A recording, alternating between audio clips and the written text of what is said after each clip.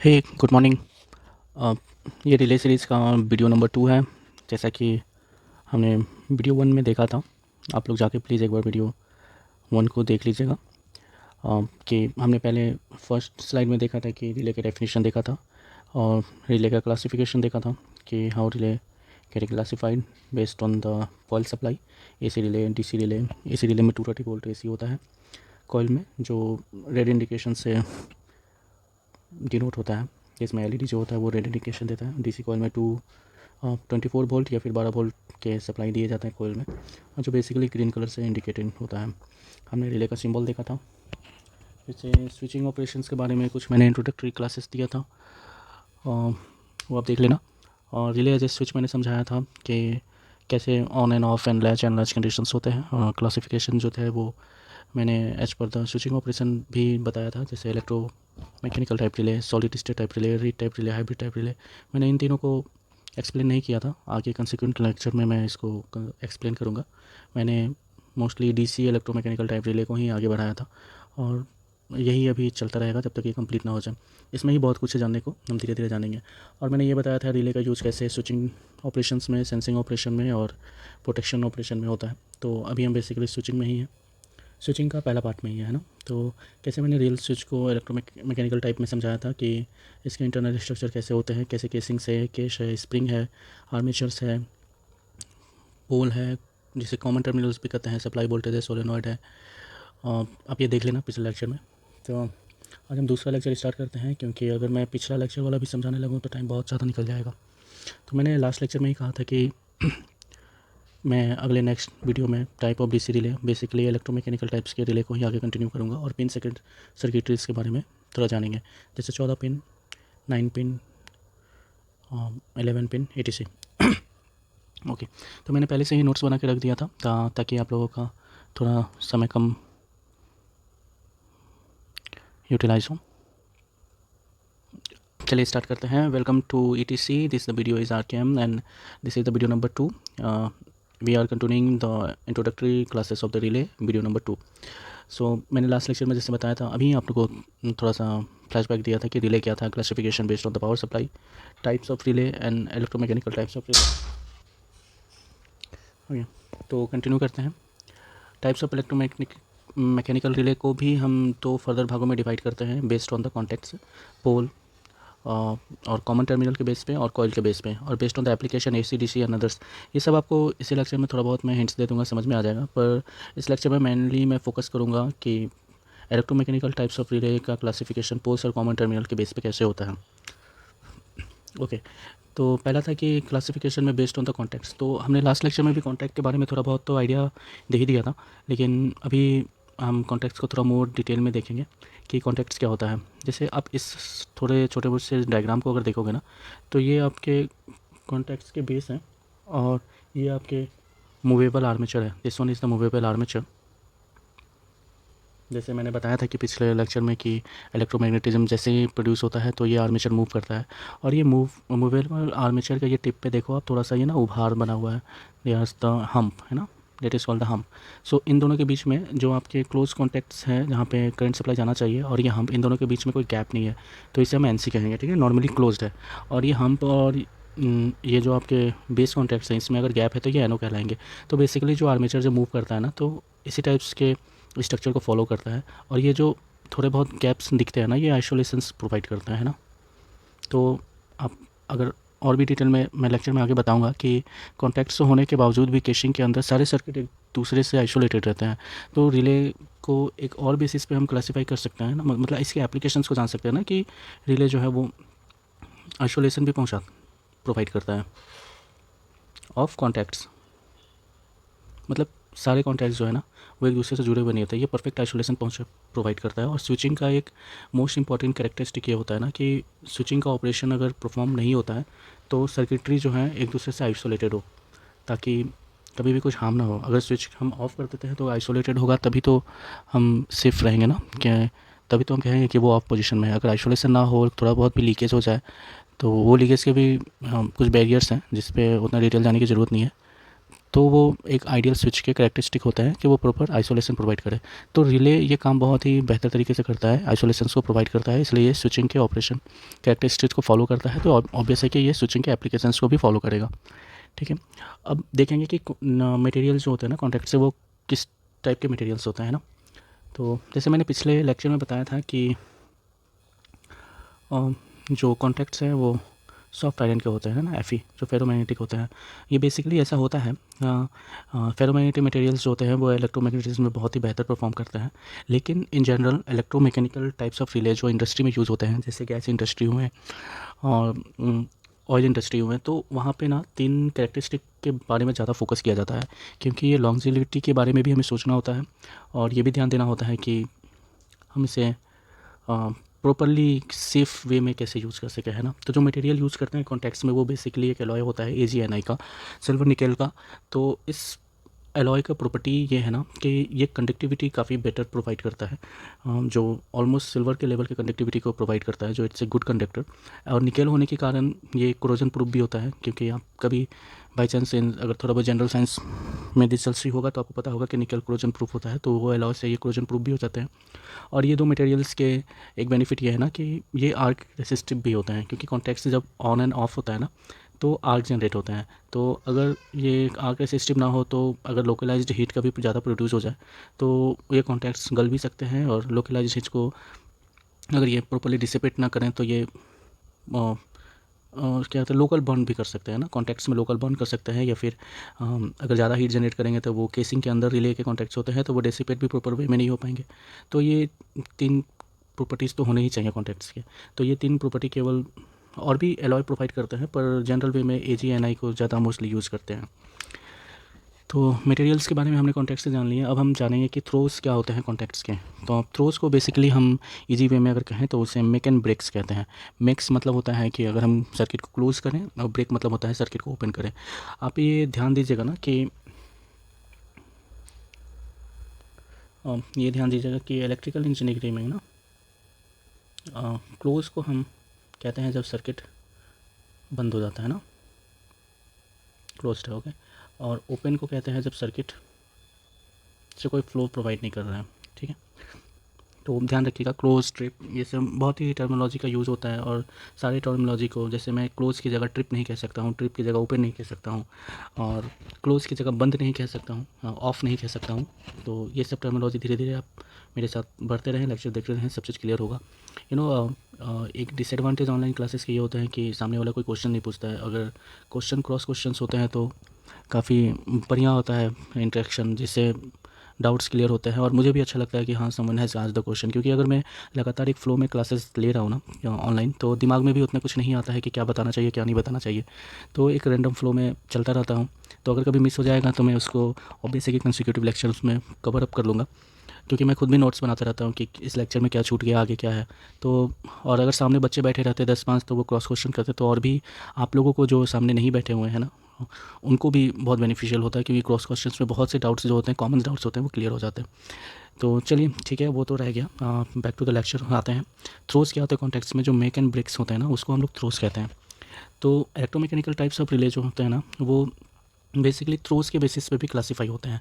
जैसे single pole single throw, single pole single throw NC, single pole single throw NO, double pole double throw. तो इस basis पे भी वो classified होते हैं। तो जैसे यहाँ पे मैंने पहले से ही डायग्राम बना के रखा है ना, ये पहला वाला आप डायग्राम देखना, ठीक है, 1 नंबर। इसमें क्या है ना, एक कॉमन है, पोल, कॉमन्स को ही हम लोग पोल बोलते हैं ना, ठीक है। तो यहाँ पे देखिए एक कॉमन है, तो हमने इसे सिंगल पोल बोला है।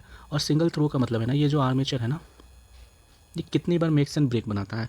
तो अभी यहाँ पे ना ये देखिए, ये NO है, मतलब ये ऑलरेडी क्लोज नहीं है, लेकिन अगर जैसे ही इस रिले को हम ऑपरेट करेंगे तो ये क्या होगा ना कि मैग्नेटिज्म होने के कारण ये आर्मेचर NO से जाके कनेक्ट हो जाएगा और ये फिर NC बन जाएगा, है ना। तो ये एक ही बार थ्रो करता है, ये आर्मेचर एक ही बार मूव हो रहा है, तो इस मूवमेंट को ही हम थ्रो बोलते हैं, है ना। तो यहाँ पे सिंगल पोल है और सिंगल मूवमेंट है, तो यहाँ पे सिंगल पोल सिंगल थ्रो कहेंगे। और क्या है, NO के टाइप का है ना, नॉर्मली ये NO पे रहता है, लेकिन जाने के बाद ये NC बन जाता है। तो और इसमें देखिए आप कि ये NC है, यहाँ पे भी सिंगल पोल है, यानी मतलब एक ही कॉमन है, और सिंगल थ्रो मतलब जैसे ही पावर सप्लाई जाएगा मैग्नेटिज्म बनेगा तो ये आर्मेचर बैक हो जाएगा और ये एनसी क्या हो जाएगा, एनो बन जाएगा। तो यहाँ पे भी एक ही बार ब्रेक हो रहा है। जैसे बताया ना कि थ्रोज मतलब मैक ऑन ब्रेक्स होता है। तो ये इस कंडीशन में मैक हो रहा है, इस कंडीशन में ब्रेक हो रहा है, लेकिन ओनली वन टाइम ब्रेक हो रहा है और वन टाइम मैक हो रहा है, तो इसीलिए इसे सिंगल थ्रो बोलेंगे। यहाँ पे देखिए ये डीपी डीटी है यानी डुअल पोल। यहाँ पे C1 है, C2 है, कॉमन 1 कॉमन 2 यानी दो पोल्स हैं। और यहाँ पे एनो है ना, डीपी डीटी। यहाँ पे क्या होता है कि जैसे हम सप्लाई देंगे मैग्नेटिज्म बनेगा, ये दोनों armature, first armature and second third armature, ये दोनों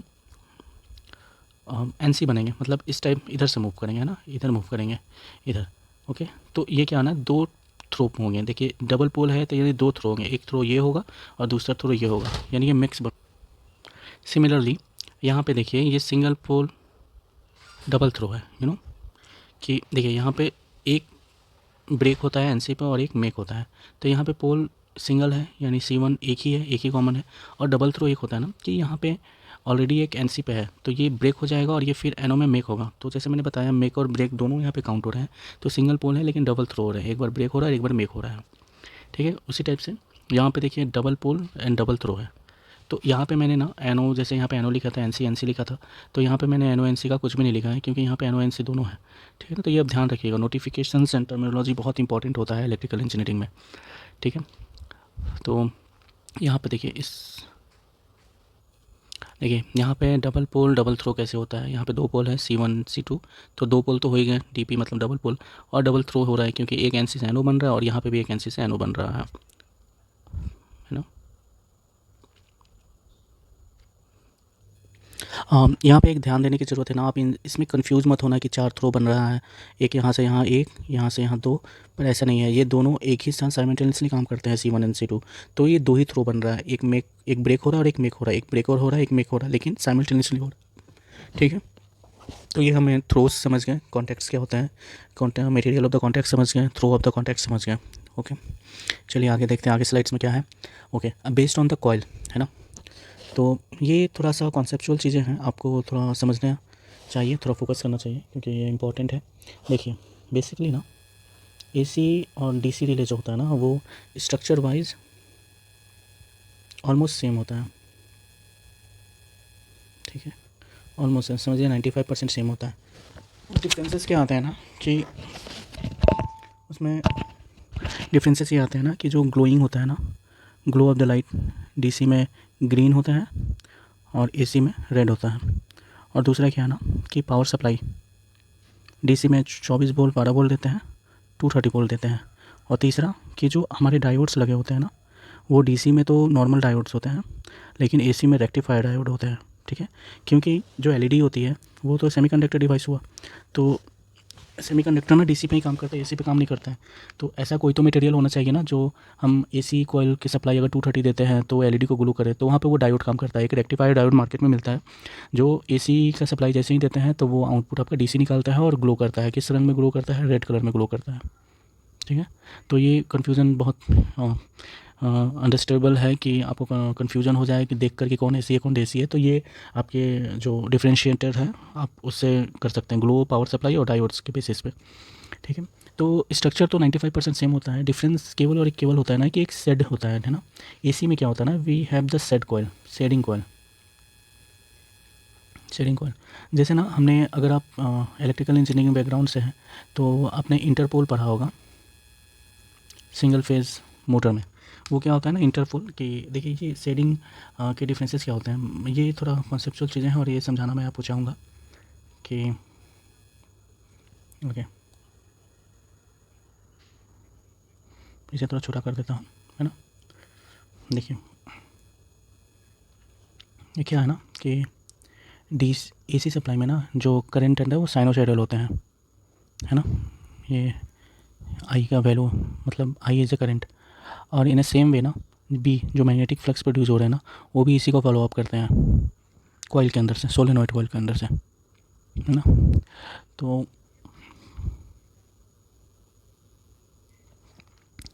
लेकिन आप ये पॉइंट नोटिस करो, ये जीरो क्रॉसिंग पॉइंट है ना, जहाँ पे आपके साइनोसॉइडल को जीरो क्रॉस होता है। तो इस कंडीशंस पे आने पे ना मैग्नेटिक फील्ड भी जीरो हो जाता है।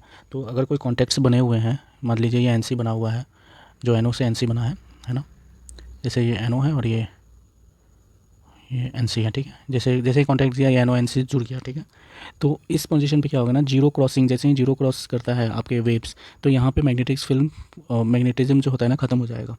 तो जो कॉन्टैक्ट्स हैं ये भी आपके टूट जाएंगे, क्योंकि मैग्नेटिज्म खत्म हो जा रहा है तो स्प्रिंग जो है आर्मेचर को बैक खींच लेगा। तो इसमें क्या होगा ना, जितनी बार ये साइकिल रिपीट होगा ना, जैसे पावर फ्रीक्वेंसी 50 हर्ट्ज होता है, तो मतलब 1 सेकेंड में 50 बार वो साइकिल्स मूव होते हैं। तो ये 1 सेकेंड में ना 50 बार मैग्नेटिज्म बनेगा, मैग्नेटिज्म छोड़ेगा। तो ये कॉन्टैक्ट्स भी मैग्नेटिज्म के साथ छूटेंगे और बढ़ेंगे। तो इससे क्या होगा ना, वाइब्रेशन बहुत होगा, मतलब रिलेज में भले 50 बार आपको पता ना चले, लेकिन वो वाइब्रेट बहुत होगा रिले, है ना, 50 बार होगा 1 सेकेंड में। तो उस कंडीशंस को हम लोग ओवरकम करने के लिए ना एक सेट कॉइल लगाते हैं, है ना, सेडिंग कॉइल लगाते हैं। तो देखिए यहाँ पे जैसे मैंने ये सोलेनॉइड बना हुआ है ना, ये सोलेनॉइड है।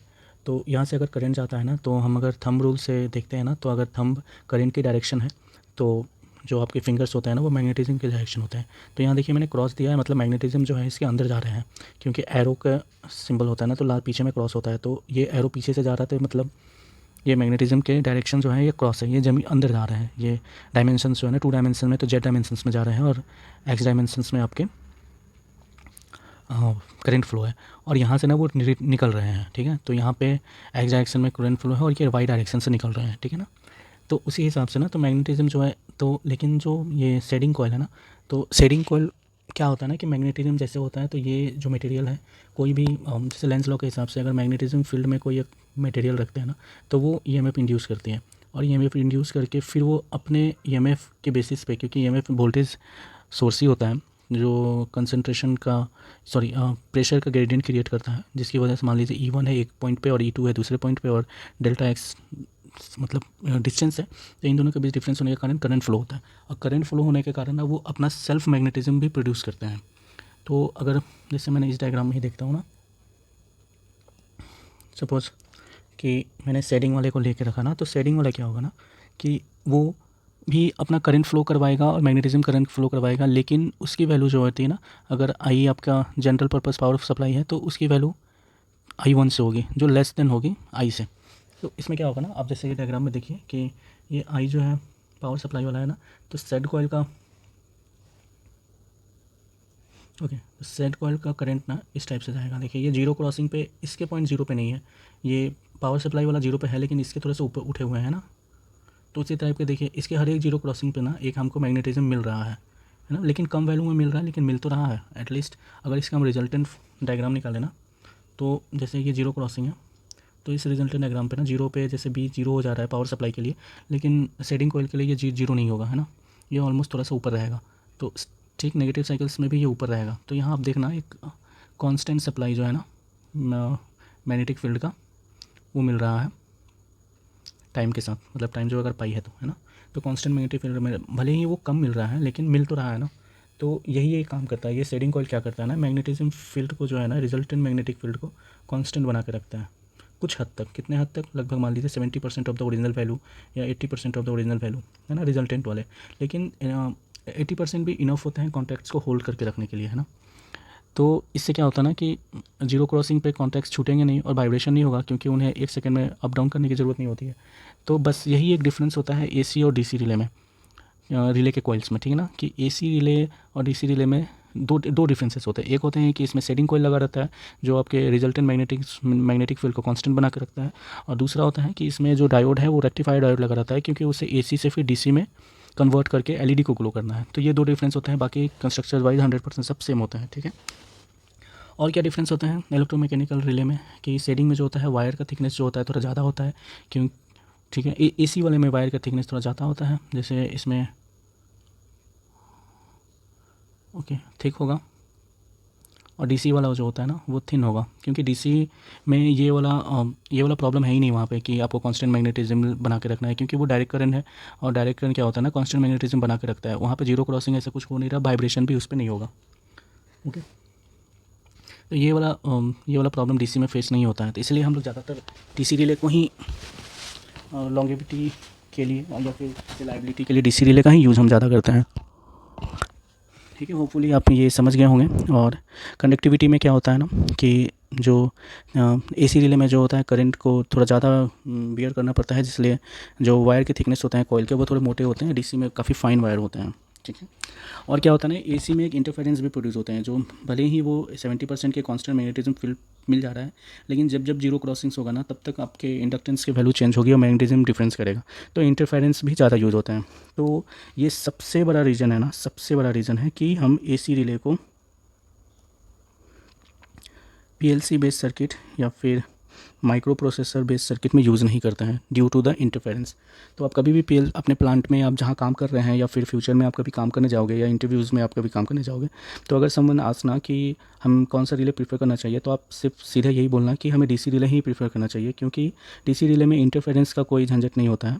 एसी रिले में ही केवल इंटरफेरेंस का झंझट होता है। और जहाँ जहाँ कम्युनिकेशंस लगते हैं जैसे DCS, SCADA, PLC, micro processor based या न्यूमेरिकल बेस्ड रिलेज, तो वहाँ पे इंटरफेरेंस बहुत मैटर करता है, क्योंकि कम्युनिकेशन अगर गड़बड़ाता है ना तो आपके प्लांट्स के बहुत से पैरामीटर डिविएट कर जाएंगे, जिससे प्लांट को शट डाउन भी मतलब करने की ज़रूरत पड़ सकती है, और ये काफ़ी कॉस्टली होता है। इसलिए हम कोशिश करते हैं कि डीसी रिले को ज़्यादा बेटर तरीके से और हमेशा डीसी रिले ही यूज़ करें। एसी समटाइम्स यूज़ करते हैं जहाँ पे कम्युनिकेशंस इंटरफेरेंस का ज़्यादा इंपॉर्टेंस ना दिया जाए। ठीक है, तो ध्यान रखना, आप सब नोट्स बना के रखो, क्योंकि मैं बहुत इंपॉर्टेंट चीज़ें बोलता जा रहा हूँ।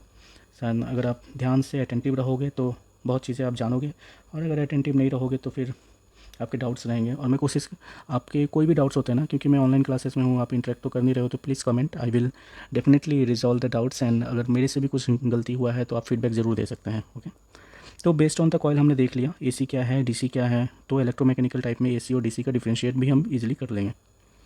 ठीक है, नाउ रिलेट टर्मिनल नंबरिंग। हाँ, मोस्ट इंपॉर्टेंट चीज़ आ गया। आप लोगों को, बहुत लोगों को इंतजार होगा कि रिले सर आप थियोरेटिकल क्लासेस तो ज़्यादा करा दिए, लेकिन प्रैक्टिकली आप थोड़ा सा एक्सपीरियंस दीजिए।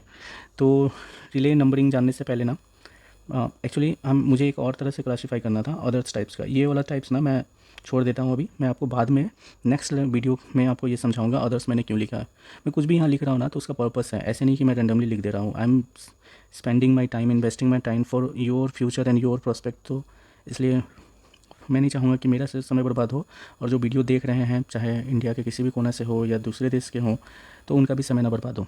तो मेरा मोटिव यही रहेगा। ठीक है, तो चलिए back to the lecture. Relay terminals के नंबरिंग को कैसे हम लोग डिफाइन करते हैं। ओके, तो हमारे ये 3 इंस्टीट्यूशन है स्टैंडर्डाइजेशन के, एक है नेमा, एक है आईईसी और एक है ये डीएन। ठीक है, तो नेमा क्या है ना, national electrical manufacturer association, IEC international electromechanical commissions, और डीआईएन है जिस जो जर्मन इंस्टीट्यूट्स हैं, उसको आप जो भी पढ़ो प्रोनाउंसिएशन से, मैं इसे पढ़ता हूँ डिस्चर्स इंस्टीट्यूट फॉर नॉर्मन। ठीक है, जो भी आप पढ़ लेना आप यार, इसे प्रोनाउंसिएशन आप कर लेना। ठीक है, तो नेमा कहाँ फोर्सफुली एक्चुअली फोर्सेबल है ना, ये नॉर्थ अमेरिकन ऑर्गेनाइजेशन है, एसोसिएशन से। तो ये बेसिकली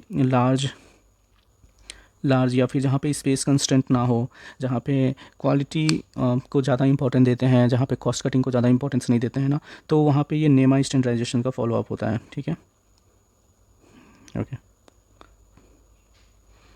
पर जहाँ पे आईईसी का स्टैंडर्डाइजेशन का फॉलो होता है ना, तो वहाँ पे हम लोग क्या क्या चीज़ें, जहाँ आईईसी का स्टैंडर्डाइजेशन का फॉलोअप होता है, तो वहाँ पे हम क्वालिटी पे इंपॉर्टेंस तो देते ही हैं, साथ ही साथ हम कॉस्ट कटिंग या फिर साइजेस पे भी ज़्यादा ध्यान देते हैं कि कौन बेटर वे में ज़्यादा स्पेस यूटिलाइज़ करता है। तो जनरली हम जितने भी पैनल्स हैं, जब मैं आपको इलेक्ट्रिकल ड्राइंग्स पढ़ाऊँगा या फिर जैसे मैं पैनल डिज़ाइंस पढ़ाऊँगा, कि अगर समवन है ask to go for the designing of the panels based on the RLC PLC, तो मैं आपको आईसी स्टैंडर्ड्स पे ही ज़्यादा बताऊंगा, क्योंकि आईसी स्टैंडर्ड ही इंडिया में फॉलो होते हैं, क्योंकि हमारा क्वालिटी के साथ साथ कॉस्ट रिडक्शन का भी मोटिव रहता है कि हम सस्ते सामान बनाएं, अच्छे सामान से बनाएं। और एक डीआईएन है, डीआईएन को हम बाद में कवर करेंगे जब हम 7 पिन या 5 पिन के रिलेज को बताएंगे।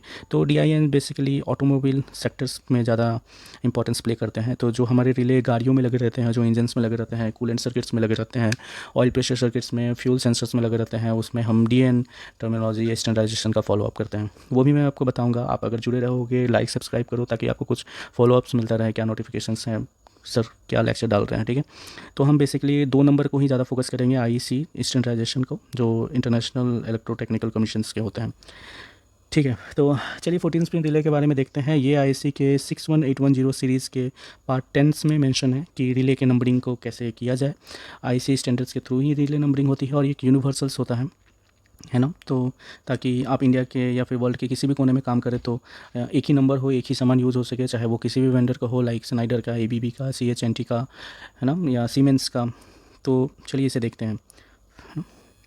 ये देखिए 14 स्पीड रिले ये होता है, ये है बेसिकली आइस क्यूब रिले, है ना। ये शेप में ना आइस क्यूब की तरह है, तो इसे हम लोग आइस क्यूब रिले कहते हैं। सम पीपल से it is a glass relay, so okay that is also okay, it is glass relay. आप इसे ग्लास रिले भी कह सकते हैं, आइस क्यूब भी कह सकते हैं। पर अगर ग्लास रिले आप कहोगे ना तो एक राउंड शेप का रिले आता है, उसको आप डिफ्रेंशिएट कैसे करोगे, वो भी तो ग्लास है। तो अगर इसलिए हम लोग इसे आइस क्यूब कहते हैं। आइस क्यूब वाले ना वो रेक्टेंगल टाइप के होते हैं, स्क्वायर टाइप के होते हैं, है ना। क्योंकि आप किसी को इंडस्ट्री में बोलोगे यार मुझे 8 पिन का रिले चाहिए, तो अगर आप आइस क्यूब कहोगे तो उसे ये बताने की ज़रूरत नहीं है कि रेक्टेंगल वाला चाहिए या राउंड वाला चाहिए। पर अगर आप ग्लास रिले कहोगे तो उसे बताना पड़ेगा ग्लास में भी रेक्टेंगल वाला, मतलब ग्लास में आइस क्यूब वाला। तो बेटर है कि आप इसे आइस क्यूब रिले ही कहें, ग्लास रिले कम कहें, क्योंकि ग्लास रिले में गोल वाले भी आते हैं और रेक्टेंगल्स वाले भी आते हैं, ठीक है। तो एज़ पर दिस स्टैंडर्ड 61810 क्या कहता है ना कि अगर 14 पिन्स है तो उसमें 13 और 14 नंबर पिन जो है ना वो हमेशा कॉइल के सप्लाई होंगे, ठीक है। मोस्ट इंपॉर्टेंट, ये बहुत इंपॉर्टेंट है, 13 और 14, ठीक है। 13 और 14 हमेशा सप्लाई वोल्टेज होंगे। अब इसमें भी ये डीसी रिले है, ध्यान दीजिएगा, मैं अभी डीसी रिले का ही कंटिन्यूशन कर रहा हूँ। तो डीसी रिले में क्या होता है ना, पोलरिटी बहुत मैटर करता है, बहुत ज़्यादा मैटर करता है। तो 14 नंबर हमेशा पॉजिटिव होगा और 13 नंबर हमेशा नेगेटिव होगा, ध्यान रखना, है ना। अगर आप किसी पैनल में इस पोलरिटी को डिफरेंस ना करके यहाँ पे अगर रेड से अगर पॉजिटिव की जगह नेगेटिव और नेगेटिव की जगह पॉजिटिव लगा दोगे ना तो आपको जब सप्लाई आएगा तो पता ही नहीं चलेगा। क्योंकि मैंने बताया था ना कॉइल में एक डायोड लगा होता है, तो डायोड में अगर यहाँ पॉजिटिव रहा यहाँ नेगेटिव रहा तभी ये एलईडी ग्लो करेगा। अगर ये नेगेटिव ना रहे तो ये सर्किट ओपन हो जाएगा, है ना, बीच में, क्योंकि ये फॉरवर्ड बेस नहीं, ये रिवर्स बाइज रहेगा, फिर तो ये ग्लो भी नहीं करेगा, ऊपर से रिवर्स बाइज भी रहेगा, तो फिर आपका रिले एक्चुएट नहीं करेगा। फिर आप लोग डिफ्रेंशिएट करोगे ट्रबल शूटिंग में कि अरे यार ये तो रिले ख़राब है, पर रिले नहीं ख़राब है क्योंकि सप्लाई आपने उल्टा दिया है। तो जब पोलरिटी का इंपॉर्टेंस होता है ना डीसी में, पोलरिटी बहुत मैटर करता है, तो ध्यान रखना आप पॉजिटिव केवल 14 पे लगाओगे और 13 पे ही नेगेटिव लगाओगे as per the 61810 standard, okay. अब 14 पिन में से 2 पिन तो मैंने फिक्स कर दिया कॉइल सप्लाई के लिए, है ना, तो बच्चे 12 पिन। 12 पिन में आप ध्यान दो यहाँ पे कि 9, 10, 11 और 12 ये पोल्स हुए, पोल्स कह लो या इसे कॉमन कह लो। अब मैंने आपके पहले लेक्चर को ध्यान दीजिएगा ना कि पहले वाले कंडीशन में ये एनसी पे जुड़ा रहता है, ठीक है। तो ये ऊपर के जितने जुड़े हुए हैं ना, ये यानी मतलब ये ऊपर वाले जितने, ये एनसी है, 4 एनसी है, 3 एनसी है, 2 एनसी है और 1 एनसी है। और जो जैसे ही मैग्नेटिज्म होगा तो ये अगर स्टेम जो है, स्टेम या फिर आर्मेचर, जो भी आर्मेचर हम मैंने नोटिस किया था ना, अच्छा हाँ आर्मेचर कह रहा हूँ इसको, नोमेनक्लेचर सेम रहना चाहिए, स्टेम भी कह सकते हैं आर्मेचर भी कह सकते हैं। तो ये आर्मेचर एनसी से एनओ पे जाएगा, जो 5 पे, 6 पे, 7 पे, 8 पे, यानी 5 नंबर एनओ है, 6 नंबर एनओ है, 7 नंबर एनओ है और 8 नंबर एनओ है ना। तो इससे पता चल गया ना कि स्टैंडर्डाइजेशन में, खासकर IEC स्टैंडर्डाइजेशन में 13, 14 तो हमेशा सप्लाई के वोल्टेज को फिक्स हो जाएंगे, जिसमें 14 पॉजिटिव रहेगा और 13 नेगेटिव रहेगा। और यहाँ पे उसी टाइप का दिया हुआ है, देखिए यहाँ पे 13, 14 है, तो यहाँ पे ये 14 लगा हुआ है ना, तो ये पॉजिटिव रहा, ये आपके नेगेटिव रहे। और मैंने यहाँ पे क्या बताया था ना, 9, 10, 11, 12, 9, 10, 11, 12 ये आपके पोल्स हुए। और ऊपर में है ना 4, 3, 2, 1, 4, 3, 2, 1 ये आपके एनसी हुए। और 8, 7, 6, 5 ये आपके एनओ हुए, है ना। सिंपल है ना, काफ़ी ईजी से समझ गए, ओके। तो ये हुए आपके पिन डायग्राम्स 14 पिन रिलेज के। तो ये हुआ आइस क्यूब, ये आपको इस तरह दिखते हैं, है ना। पर आप देखो, आप एक बात बताओ ना कि जो ये रिलेज के पिन है ना, आप उसमें उसको फिट नहीं कर सकते हो, इसमें तार थोड़ी लगाओगे। तो इसको फिट करने का भी एक तरीका होता है, उसमें बेस में फिट करते हैं, ठीक है ना। तो ये देखिए ये फिट हो गया, ये आपके DIN रेल्स में लगे रहेंगे। DIN का मैंने बात किया था ना यहाँ पे, इसको मैं बाद में समझाऊंगा। तो ये रेल्स में फिट हो जाते हैं ये बेस। तो चलिए बेस के भी पॉइंट्स को हम देख लें। बेस भी इंटरनली वायर से आपके जुड़े हुए हैं जो इसी लॉजिक को फॉलो करता है। जैसे यहाँ पे 13, 14 कहाँ पे है, देखिए यहाँ पे 13 है, यहाँ पे 14 है, यानी 14 में पॉजिटिव जाएगा, 13 में नेगेटिव जाएगा। फिर क्या है, 4, 3, 2, 1, तो यहाँ एक 4 है, वो NC है, और एक ये एक NC है, 3 NC है, ये NC है और एक ये NC है। 4, 3, 2, 1, 4 यहाँ नीचे में दिया हुआ है। यही फॉलो अप होता है, यही स्टैंडर्ड होता है। ये इस तरह अप डाउन इसलिए लगाया ना, ये सीढ़ी की तरह ये स्टेप्स लगाए हैं ताकि आपको कनेक्शन करने में ईजी हो। ये देखिए ये थोड़ा सा उठा हुआ है, ग्रुप उठा हुआ है, तो यहाँ पे आप आराम से कनेक्शन कर सकते हो। इसमें करोगे, इसमें करोगे, इसमें करोगे, इसमें करोगे, और ये नीचे वाले केबल्स इसमें चले जाएंगे। छोटे केबल्स तो लगते हैं कंट्रोल में, हार्डली 1.5 स्क्वायर mm का या 2.5 स्क्वायर mm का, ठीक है। तो आप समझ गए 4, 3, 2, 1 आपके NC हो गए। और 5, 6, 7, 8 देखिए यहाँ पे मैंने एनो लिखा था ना, 5, 6, 7, 8, तो ये आपके एनो हो गए, ये आपके एनो हो गए और ये आपके एनो हो गए, अरे ये आपके एनो हो गए, ठीक है। तो ये बेस लगे रहेंगे आपके रेल में। तो हम क्या करेंगे ना, ये आइस क्यूब रिले को यहाँ से उठाएंगे और उठा के इसमें फिट कर देंगे, और फिट करने के बाद ये प्रॉपर ये देखिए इस टाइप का ये फील हो जाएगा।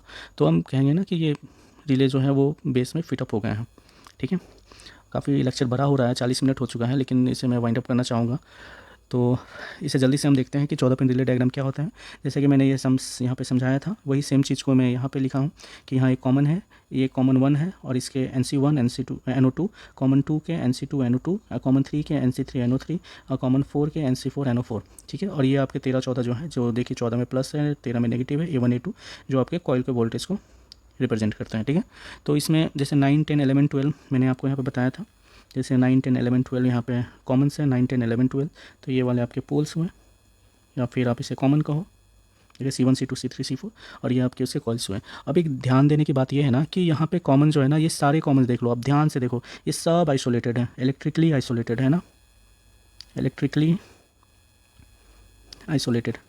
देखिए ये कॉमन है ना, ये कॉमन 3 कॉमन 3। एक बार ध्यान देना कि जब भी हम सप्लाई कॉइल में देंगे ना, ये सारे कॉमन्स ऑपरेट होंगे, ये सारे कॉमन्स, कॉमन 1 भी ऑपरेट होगा, कॉमन 2 भी, कॉमन 3 कॉमन 4, ये सारे कॉमन्स कॉमन नहीं है, इसलिए मैंने C1 C2 C3 C4 दिया है। सारे के अलग अलग पर्पज़ से यूज़ हो सकते हैं। मान लीजिए हम 4 लोड के 4 बल्ब लगाएंगे, यहाँ ग्रीन बल्ब लगाया, यहाँ ब्लू बल्ब लगाया, यहाँ रेड बल्ब लगाया, यहाँ येलो बल्ब लगाया, तो हम जो भी बल्ब का यूज़ करना चाहते हैं, मान लीजिए मेरे को इस रेड और ब्लू का ज़रूरत नहीं है ना, रेड और ब्लू का ज़रूरत नहीं है, तो हम केवल येलो और ग्रीन वाले में भी, तो हम क्या करेंगे ना, एक सप्लाई आपके C1 में देंगे और एक सप्लाई आपको C4 पे देंगे फेस का, और NO से NC बन जाएगा, तो ये भी बंद हो जाएगा, ये भी बंद हो जाएगा। तो मतलब सारे कॉमन अपने अपने पर्पज़ को फॉलो अप कर रहे हैं, वो कॉमन आपस में कॉमन नहीं है।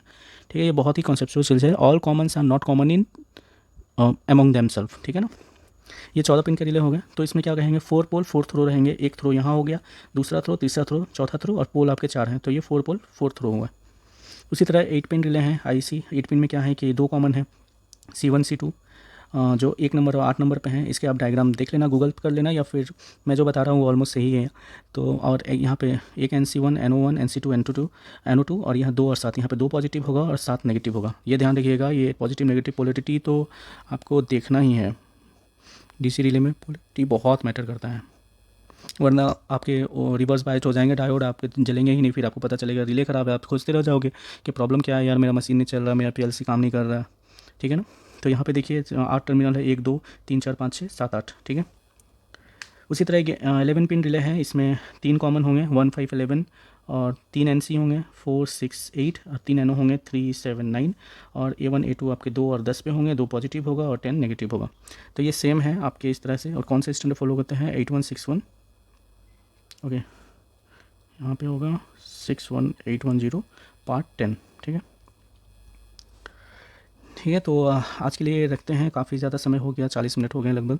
तो नेक्स्ट वीडियो में हम देखेंगे 7 pin diagram, 4 pin diagram, 5 pin diagram, और DIN स्टैंडर्ड्स क्या होते हैं, और इनके सर्किटरीज क्या होते हैं। ये बेसिकली DIN स्टैंडर्ड पे बने हुए हैं, कैसे ये हम नेक्स्ट वीडियो में देखेंगे। आज के लिए इतना ही, और please subscribe to ETC channel, and आप फॉलो अप कीजिएगा। मैं बेसिकली इंडस्ट्री में ही वर्क करता हूँ और समय निकालता हूँ आप लोगों को हेल्प करने के लिए, और हम यहाँ पे इलेक्ट्रिकल, ऑटोमेशन, इलेक्ट्रॉनिक्स, इंस्ट्रूमेंटेशन से जुड़े हुए सारे प्रॉब्लम्स जो फेस मैंने किए हैं अपने एक्सपीरियंस से, या आप फेस करते होंगे, या इंडिया या दुनिया के किसी भी कोने में कोई भी टेक्नीशियन फेस करता होगा, उसके सारे सोल्यूशंस मिलेंगे। एट लास्ट आप एक बेटर टेक्नीशियंस के रूप में अपने आप को पाओगे अगर मेरे साथ जुड़े रहते हो। और आई बिलीव कि 6 महीने या साल भर में मैं सब चीज़ कवर करने वाला हूँ। डायग्राम्स कवर करूँगा, कॉन्टैक्टर्स कवर करूँगा, जितने इक्विपमेंट्स हैं, चाहे 1000 वोल्ट के हो, 650 वोल्ट के हो, 415 वोल्ट के हो, तो डिस्ट्रीब्यूशन साइज़ या मेंटेनेंस साइज़ या ऑपरेशन साइज़ या ट्रांसमिशन साइज़ सारे कवर अप होंगे। और आप बने रहे, और जो भी डाउट है मेरे से कमेंट्स में पूछें। तब तक के लिए गुड बाय, और hopefully you will enjoy the lecture and keep studying. And please जब भी आप काम करो ना, मैं मतलब ये वीडियोज़ देखो तो एक कॉपी लेकर, पेन लेकर बैठो, ताकि आप खुद से लिखोगे ना तो ज़्यादा समझ में आएगा। ओके, ठीक है, गुड बाय, टेक केयर, मिलते हैं नेक्स्ट लेक्चर में, बाय।